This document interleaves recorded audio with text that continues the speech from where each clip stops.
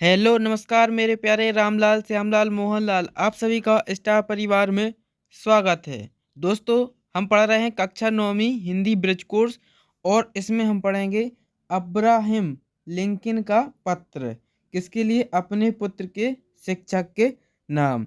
तो इस चैप्टर पर हम आ गए हैं और इसको आज हम करने वाले हैं। तो सभी लोग अपनी बुक और पेन ले लीजिए और सबसे पहले आपको यहाँ पर इस चैप्टर को निकाल लीजिए। इसको हम करते हैं। इसके पहले कि आपने यदि नहीं किए तो चैनल प्लेलिस्ट में आपको वह सारे वीडियो मिल जाएंगे, वहाँ से आप उसको करिए। तो दोस्तों, देखते हैं इसमें आपको क्या अब्राहम लिंकन का एक पत्र लिखा है जो उन्होंने अपने पुत्र के शिक्षक के नाम यह पत्र लिखा है। तो यह आपको पूरा पढ़ लेना। देखो, आपको यह बिल्कुल समझ में आ जाएगा। बिल्कुल आसान भाषा में उन्होंने यह पत्र लिखा है और आपको यह समझ में भी आएगा। अब हम देखते हैं इसके सीधे कार्यपत्रक को हल करते हैं। कार्यपत्रक नंबर 1। कार्यपत्रक 1 है। इसमें देखो क्या करना है। शिक्षक द्वारा बोले गए शब्दों को लिखना है, यानी शुद्ध लेख, श्रुत लेख लिखना है। क्या करना है? आपको सुनकर शब्दों को लिखना है। जैसे हम शब्द बोल रहे हैं, आप इन्हीं को लिख सकते हैं। तो यही तो हो जाएगा कि श्रुति लेख। कैसे? इससे क्या होगा, आपकी लेखनी है जो बिल्कुल शुद्ध रहेगी। श्रुति लेख कहते हैं जिसे। जैसे हमने बोला आदर्श प्रेरणता, तो आपको देख कर नहीं लिखना, आपको सुनकर लिखना है। आप पहले लिखेंगे आदर्श प्रेरणता। फिर हमने बोला विरूपता, तो आप लिखेंगे विरूपता। फिर मुस्कान, फिर मुस्कान लिखेंगे। ऐसा आपको लिखना है। जब हम पूरे शब्द बोल देंगे फिर आपको लिख लेना है और उसके बाद आपको देखकर मिलाना है कि हमने कितने सही लिखे, जिससे आपकी क्या होगी, वर्तनी शुद्ध होगी। तो इस तरह से आप करना है। यदि आप ऐसा भी कर सकते हैं कि आप किसी आपके भाई या फिर दोस्त को बैठाकर शब्द को बुलवाएं और लिखते जाएं, तो जिससे आपकी वर्तनी शुद्ध रहेगी। देखो, जैसे हमने आपको शब्द बोले तो आप क्या लिखेंगे? मुस्कान आपने लिख लिया, उसके आगे क्या हमने बोला? सम्मानीय, तो आप सम्मानीय लिखेंगे। फिर हमने कहा सफलता, फिर कसौटी, फिर अंतरात्मा, निखरता, निखरता, फिर फरिश्ता और बुद्धिबल।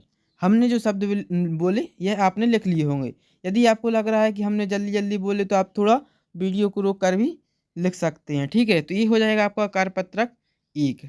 अब हम आगे बढ़ते हैं और कार्यपत्रक 2 को देखते हैं। देखो, इसमें क्या करना है, शब्दों के अर्थ सहित वाक्य प्रयोग करने हैं। ठीक है, तो इसको करने कैसे करना है, यहाँ पर आपको शब्द मिल जाएंगे और उनके अर्थ हमने यहाँ पर लिख दिए हैं और इसका फिर प्रयोग हमने यहाँ पर किया है। जैसे आपको एक उदाहरण समझाया गया है। देखो, आपको पूरा वीडियो देखना है। आपको पूरी हिंदी ब्रिज कोर्स यहीं पर कराई जाएगी और कहीं पर भागने की ज़रूरत नहीं है। आपको स्टार परिवार में बने रहना है। बिल्कुल कक्षा 9वीं हिंदी ब्रिज कोर्स पूरी हल है। और आप यदि एक ही वीडियो में देखना चाहते हैं तो उसके लिए कमेंट भी करिए, हम आपको पूरा एक वीडियो में बना देंगे, तो आप एक ही वीडियो में सारा भर लेंगे। ठीक है, तो देखो शब्द है मृदुभाषी। मृदुभाषी का अर्थ क्या होता है? मीठी वाणी बोलने वाला, मीठी वाणी बोलने वाला। अब इसी तरह से इसका अपन को वाक्य में प्रयोग करना है। जैसे मृदुभाषी का हम वाक्य बनाया है कि हमें सदैव मृदुभाषी होना चाहिए। तो इस तरह से आपको आगे भी वाक्य बनाने हैं और उनके अर्थ बताने हैं। तो चलो हम इसको करते हैं। देखो, दूसरा शब्द क्या लिखा है? सम्मानीय। क्या लिखा है? सम्मानीय। इसका अर्थ क्या होता है? सम्मान के योग्य, सम्मान के योग्य। तो इसका वाक्य में प्रयोग करेंगे तो कैसा बन जाएगा? मेरे शिक्षक एक सम्मानीय व्यक्ति हैं। देखो क्या बढ़िया वाक्य बना। इस तरह से आपको वाक्य बनाने हैं। आगे बढ़ते हैं तो वहाँ क्या लिखा? अविस्मरणीय। अविस्मरणीय, इसका अर्थ क्या होता है? ना भूलने योग्य। अविस्मरणीय का योग क्या होता है? ना भूलने योग्य। तो इसका मतलब क्या हो जाएगा? शिमला में मैंने अविस्मरणीय दृश्य देखे। आप कई भी तरह की वाक्य बना सकते हैं। आप ऐसा भी कह सकते हैं कि मेरे टीचर हैं जो मेरे मैं कल पार्क में घूमने गया तो वहाँ पर हम एक अविस्मरणीय दृश्य देखे। तो ऐसा आप बहुत सारे वाक्य हैं जो अपने मन से भी बना सकते हैं। ठीक है, आगे बढ़ेंगे तो आगे लगता है फरिश्ता। फरिश्ता का अर्थ क्या होता है? आप सभी जानते हैं। फरिश्ता का अर्थ होता है भगवान का दूत, भगवान का दूत। इससे अर्थ बनाएंगे, वाक्य क्या बन जाएगा? हर एक बच्चा फरिश्ता होता है। ठीक है, यहाँ पर यह मिस्टेक लगा, फरिश्ता लिखा है। ठीक है, फिर एक आगे शब्द है अगाध। अगाध का अर्थ होता है बहुत अधिक। इसका वाक्य में प्रयोग करेंगे तो क्या बन जाएगा? मुझे ईश्वर में अगाध श्रद्धा है। सहानुभूति का अर्थ क्या होता है? दया की भावना। इसका वाक्य बनाएंगे क्या बन जाएगा? हमें दीन दुखियों के प्रति सहानुभूति रखनी चाहिए। क्या हो जाएगा, हमें दीन दुखियों के प्रति सहानुभूति रखनी चाहिए। ठीक है, अब आगे बढ़ते हैं तो क्या लिखा है, कनखियों। कनखियों का अर्थ क्या होता है, आँख की कोरों में। कनखियों का मतलब क्या होता है, आँख की कोरों में। तो इसका प्रयोग कैसे करेंगे, वाक्य क्या बन जाएगा, हमें कुछ बातें कनखियों से ही लौटा देनी चाहिए। तो क्या बन जाएगा, हमें कुछ बातें कनखियों से ही लौटा देनी चाहिए। बाहुबल। बाहुबल का अर्थ क्या होता है, भुजाओं का बल। आपने अभी हाल ही में पिक्चर आई थी बाहुबली, आपने बहुत सारे बच्चों ने देखी होगी। तो बाहुबल का अर्थ क्या होता है, भुजाओं का बल। भुजाओं का बल, इससे वाक्य बनाना तो कैसा बन जाएगा, विजेता पहलवान में बहुत बाहुबल है। विजेता है जो, वह पहलवान में बहुत बाहुबल है। अब आगे शब्द क्या लिखा, अंतरात्मा। अंतरात्मा का अर्थ क्या हो जाएगा, मन की आवाज। अंतरात्मा का अर्थ क्या होता है, मन की आवाज। इसका वाक्य बनाएंगे तो क्या बन जाएगा, हमें अपनी अंतरात्मा की बात माननी चाहिए। इस तरह से आपको वाक्य बनाने हैं। लास्ट वर्ड है उसको बनाएंगे, क्या लिखा है, सनकियों। सनकियों। सनकियों का अर्थ क्या होता है, बात बात में गुस्सा। बात बात में गुस्सा। इसका प्रयोग करेंगे तो क्या बन जाएगा, सनकियों में सदैव दूर रहना चाहिए। सनकियों से सदैव दूर रहना चाहिए, क्योंकि उनका कोई भरोसा नहीं कि वह कब गुस्सा हो जाए और कब वह अच्छा उनका मूड हो। ठीक है, तो ये हो जाएंगे आपके कार्यपत्रक 2 के, हमने अर्थ बताए और वाक्य। ठीक है, अब हम आगे बढ़ेंगे तो देखो आगे आती है कार्यपत्रक 3 पर। कार्यपत्रक 3, इसमें देखो क्या करना है आपको, नीचे दिए गए प्रारूप के अनुसार अपने मित्र को जन्मदिन की बधाई देते हुए एक पत्र लिखना है। आज हम क्या सीख रहे हैं, पत्र लिखना, कैसे पत्र लिखते हैं। आप सभी जानते हैं कि पत्र 2 प्रकार के होते हैं, अनौपचारिक पत्र और औपचारिक पत्र। तो दोस्तों, अनौपचारिक पत्र कौन होते हैं, अनौपचारिक पत्र ऐसे पत्र होते हैं जिनके जिसके लिए जब हम किसी अपने सगे संबंधी या फिर जिससे हमारा निजी संबंध, भाई बहन मित्र, उनके लिए लिखते हैं, वो अनौपचारिक पत्र कहलाते हैं। और औपचारिक पत्र कौन कहलाते हैं, जिनसे हमारा निजी संबंध नहीं होता। जैसे आप प्रधान अध्यापक को लिखें, नगर निगम को लिखें, कलेक्टर के लिए लिखते हैं जो पत्र, वो होते औपचारिक पत्र होते हैं। तो यहाँ पर आपको अनौपचारिक पत्र लिखना है, यानी अपने भाई बहन या फिर मित्र के बारे में मित्र को पत्र लिखना है। तो देखो कैसे लिखते हैं पत्र, वह देखते हैं। सबसे पहले यहाँ पर हम लिखते हैं पत्र भेजने वाले का पता। सबसे ऊपर क्या लिखते हैं हम, पत्र भेजने वाले का पता। ठीक है, जैसे हमने यहाँ पर भर दिया, आप यहाँ पर अपना पता भरेंगे, क्योंकि आप अपनी पुस्तक में लिख रहे हैं तो आप अपना यहाँ से भरना है। ठीक है, दिनांक डालनी होती है। उसके बाद फिर आपको संबोधन संबोधन देना। जैसे आप मित्र के लिए लिख रहे हैं तो आप क्या लिखेंगे, प्रिय मित्र। यदि आप अपने माता पिताजी के लिए लिखेंगे तो आप क्या लिखेंगे, आदरणीय पिताजी या फिर पूजनीय पिताजी। इस तरह से आपको संबोधन देना होता है। फिर अभिवादन करते हैं, अभिवादन जैसे नमस्ते। ठीक है, फिर आगे हम लिखेंगे संदेश। संदेश में आपको लिखना है, क्या लिखना है संदेश में, आप जो अपनी मन की बात कहना चाहते हैं भाई लिखते हैं संदेश में। जैसे संदेश में हमने क्या लिख दिया, अनुज कैसे हो, जैसे क्योंकि हमने पत्र किसके लिए लिखा, अनुज के लिए। देखो संबोधन में हमने लिख दिया प्रिय मित्र अनुज, अभिवादन दिया नमस्ते। अब हम संदेश लिखते हैं, उसके बारे में अनुज को लिख रहे हैं, क्या लिखा, जैसे अनुज कैसे हो। सबसे पहले हमने उसका हालचाल पूछा, क्या लिखा, अनुज कैसे हो, आज से 2 दिन बाद तुम्हारा जन्मदिन है, तुम्हें जन्मदिन की बहुत बहुत बधाई। इस बार साथ में जन्मदिन नहीं मना पाऊंगा।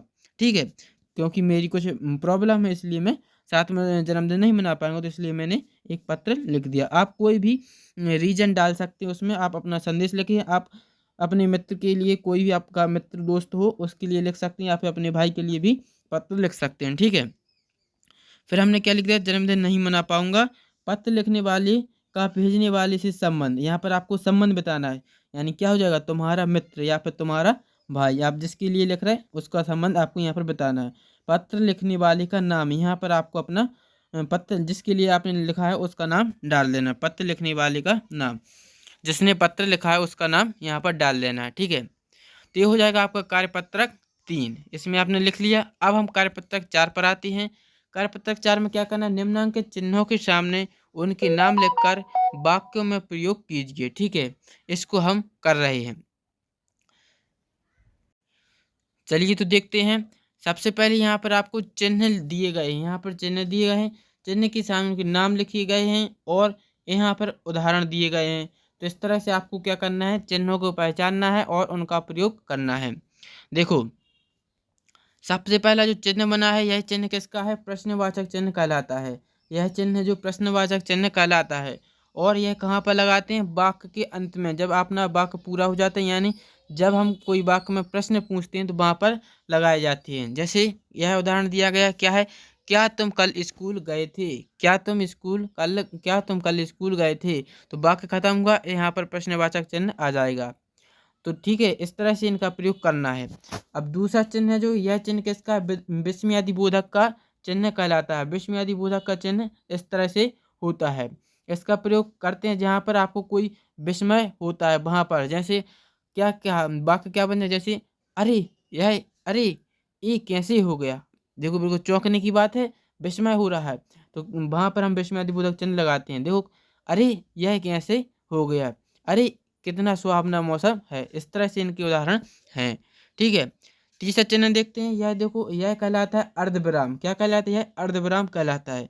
अब इसका प्रयोग कहाँ करते हैं? वाक्य में जहाँ पर आपको थोड़े समय के लिए रुकना है, वाक्य पूरा नहीं हुआ लेकिन बीच में आपको रुकना पड़ जाए, वहाँ पर अर्धविराम का प्रयोग करते हैं। जैसे राम तुम किताब पढ़ो, काफी में भी लिखो। देखो दो वाक्य हैं लेकिन यहाँ पर वाक्य पूरा नहीं हुआ था, तो यहाँ पर क्या आएगा? अर्धविराम का प्रयोग किया जाएगा। तो क्या बन जाएगा? राम तुम किताब पढ़ो, काफी में भी लिखो। अब अल्पविराम, अल्पविराम का प्रयोग कहाँ करते हैं? अल्पविराम के लिए अर्धविराम के जैसा ही है, यह भी इसमें थोड़ा रुकना पड़ता है वाक्य में बीच में। जैसे कविता मोना स्कूल जा रही है। ठीक है, देखो यहाँ पर कविता मोना एक वर्ड नहीं है, दो अलग अलग शब्द हैं। अब एक साथ बोलते कविता मोना तो आपको लगता है कि एक ही शब्द है, तो यहाँ पर बीच में रुकना है, मतलब अल्पविराम का प्रयोग किया जाएगा। तो क्या बन जाएगा? कविता मोना स्कूल जा रही हैं। इस तरह से अल्पविराम का प्रयोग करते हैं। फिर आता है योजक चिन्ह। योजक चिन्ह का प्रयोग कहाँ करते हैं? इस तरह से चिन्ह होता है ऋण का, जैसा ऋण का चिन्ह होता है इसी तरह से योजक चिन्ह का प्रयोग करते हैं। योजक चिन्ह का उदाहरण देख लेते हैं। जैसे क्या है? हमें माता पिता की सेवा करनी चाहिए। तो यह योजक चिन्ह का प्रयोग कैसे कहाँ पर किया जाता है? जहाँ पर उनका विपरीत अर्थ निकले, जैसे दिन रात। ठीक है, दिन रात, माता पिता, भाई बहन, ठीक है, नाना नानी, तो ये सब हैं जो इनके बीच में, दो शब्दों के बीच में योजक चिन्ह का प्रयोग किया जाता है। फिर आते हैं इन्वर्टेड कामा। ठीक है, इन्वर्टेड कामा आपने देखा होगा कि डबल इन्वर्टेड कामा और सिंगल इन्वर्टेड कामा इस तरह से 66 9 6 और 9 के बीच में बनता है। यहाँ पर देखो ये लिखा आ रहा है तो आपको समझ में नहीं आ रहा है कैसा है, आप अपनी पुस्तक में देख लेंगे तो इस तरह से चिन्ह लगते हैं। इसको बोलते हैं हम इन्वर्टेड कामा। तो यह प्रयोग कब, इसका प्रयोग कहाँ पर किया जाता है? जहाँ पर किसी व्यक्ति द्वारा बोली गई बात को बताना है। जैसे आराम हराम है। देखो यह नारा यह बात है, देखो यह इसके लिए इन्वर्टेड कामा में लिखेंगे आराम हराम है। तो इस तरह से आपको चिन्हों का प्रयोग और उनके उदाहरण देखने हैं। अब हम देखते हैं, आगे बढ़ते हैं। तो क्या लिखा? निम्नलिखित वाक्यों में यथास्थान उचित विराम चिन्ह लगाकर वाक्य पुनः लिखिए। आपको क्या करना है? उचित चिन्ह लगाकर वाक्यों को लिखना है। जैसे यहाँ पर लिखा क्या ये आपका कुत्ता है, तो इसमें आपको चिन्ह लगाना। तो यहाँ पर कौन सा चिन्ह आएगा? प्रश्नवाचक, क्योंकि प्रश्न बन रहा है वाक्य में। तो क्या लिखेंगे हम? क्या ये आपका कुत्ता है। दूसरा क्या लिखा? अरे तुम जा रहे हो। तो इसमें देखो अरे यानी क्या हो रहा है? विस्मय हो रहा है। तो यहाँ पर हम कौन सा चिन्ह लगाएंगे? विस्मयादि बोधक का। तो क्या बन जाएगा? अरे तुम जा रहे हो। ठीक है, फिर तीसरा देखते हैं आगे, अगला वाक्य क्या लिखा है? मेरी टोकरी में आम केला सेब आदि फल हैं। तो इसमें देखो कौन सा वाक्य आएगा? अल्पविराम भी आएगा। देखो मेरी टोकरी में आम केला सेब आदि फल हैं। तो इस तरह से आपको चिन्ह लगाने हैं। आगे देखो, उसे यह भी सिखाना धोखे से सफलता पाने से असफल होना सम्मानी है। ठीक है, यह बिल्कुल सही बात है। अब इसमें हमें प्रयोग में चिन्ह का प्रयोग करना है। तो क्या हो जाएगा? उसे यह भी सिखाना, देखो हम यहाँ पर रुके थे यानी अल्पविराम लगेगा। धोखे से सफलता पाने से असफल होना सम्मानी है, यहाँ पर पूर्ण विराम आएगा। इस तरह से तो यह हो जाएगा सही तरह के वाक्यों का लिखने का तरीका। आगे देखो, दुश्मनों के साथ साथ मित्र भी होते हैं। तो इसमें कौन सा बन जाएगा? दुश्मनों के साथ साथ, यहाँ पर दो लिख दिया मतलब साथ साथ, साथ साथ के बीच में आपको योजक चिन्ह यहाँ पर इस तरह से लगाना था। मित्र भी होते हैं। ठीक है, आगे क्या लिखा है? साथ सच मानो मेरा बेटा एक प्यारा सा नन्हा सा फरिश्ता है। तो क्या हो जाएगा? सच मानो मेरा बेटा एक प्यारा सा नन्हा सा, नन्हा सा के बीच में आपको इस तरह से चिन्ह लगा, नन्हा सा फरिश्ता है। तो ये हो जाएंगे सही तरह से चिन्हों का प्रयोग। इस तरह से आपको कर लेना है और आप देख कर लिख सकते हैं। कार्यपत्रक 5 में देखो क्या करना है, रिक्त स्थान में सही शब्द चुनकर लिखना है। यहाँ पर देखो आपको बहुत सारे शब्द, 5 शब्द दिए होंगे, 6 शब्द, इनको आपको जो खाली स्थान दिए गए हैं इनमें आपको देखकर भरना है सही जगह पर। जैसे पहला प्रश्न क्या है, दुष्ट व्यक्तियों के साथ साथ आदर्श खालिस्तान भी होते हैं, तो क्या होते हैं, प्रणेता होते हैं। तो पहले नंबर आप लिख देंगे प्रणेता, ठीक है, इस तरह से। दूसरा प्रश्न क्या है, खालिस्तान के साथ मित्र भी होते हैं, यानी अभी हमने पढ़ा था कि दुश्मनों के साथ मित्र भी होते हैं, तो यहाँ पर दुश्मन भरना है। तीसरा क्या है, हर विरूपता के साथ खालिस्तान भी होती है। हर विरूपता के साथ क्या होती है, एक सुंदरता होती है, तो तीसरा में सुंदरता। चौथे में क्या लिखना है, हार के साथ खालिस्तान की खुशियाँ मनाना। हार के साथ जीत की खुशियाँ मनाना, यानी चौथे नंबर पर जीत आएगा। 5वें नंबर पर धोखे से सफलता पाने में खालिस्तान होना सम्मानीय, असफल। 5वें का क्या है, असफल। 6वां क्या है, बुरा है कौन और खालिस्तान है कौन, तो मतलब क्या आ जाएगा, एक ही बचा है, अच्छा, यानी 6वें का आ जाएगा अच्छा। तो इस तरह से आपको भरना है। तो ये हो जाएंगे आपके कार्यपत्रक 5। अब हम देखते हैं कार्यपत्रक 6 को। कार्यपत्रक 6 में क्या करना है, मिलते जुलते अर्थ के युग्म बनाना, यानी ऐसे शब्द ढूंढने हैं जिनका अर्थ मिलता जुलता हो, फिर उनकी उनसे जोड़ी मिलानी है। देखो यहाँ पर जैसे लिखा है चुप, तो आप बताइए चुप का किससे अर्थ मिलता है जुलता है, जैसे चुपचाप कहते हैं आप, चुपचाप, चुपचाप की जोड़ी इस तरह से मिल जाएगी। लंबा, लंबा चौड़ा, तो इस तरह से मिल जाएगी। ठीक, ठीक ठाक, ठीक ठाक कहते हैं, तो इस तरह से लिख देंगे। दुख, दुख का क्या होता है, सुख, सभी जानते हैं दुख का होता है सुख, ठीक है। अचार, आगे देखते हैं आचार। आचार का क्या हो जाएगा, आचार का विचार, आचार विचार। आस पास, आस पास। उछल कूद कहते हैं, उछल कूद। तन बदन, तन बदन। खेती बाड़ी, खेती बाड़ी। और एक ही बचा है जैसे तैसे, जैसे तैसे। तो इस तरह से आपको मिलते जुलते वाक्य शब्द हैं जो उनकी जोड़ी मिलानी थी। बिल्कुल आसान शब्द था, आसान तरीका था, इस तरह से आपको मिला देना आप सभी ने। ऐसे शब्द बहुत सारे हैं जो आप बोलते रहते हैं।